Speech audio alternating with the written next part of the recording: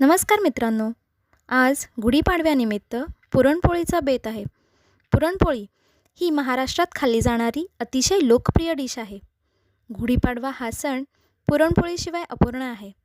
अगदी मोजक्या पदार्थांनी बनवलेली पुरणपोळी चवीच्या बाबतीत मात्र पहिल्या क्रमांकावर असून अतिशय आरोग्यदायी आहे. हरभऱ्याच्या डाळीपासून ते गूळ जे चव वाढवण्यासाठी वापरले जाते, जायफळ, दालचिनी, वेलची या सर्वच गोष्टी अशा आहेत ज्यांचे पोषण आपल्या शरीरासाठी आवश्यक आहे.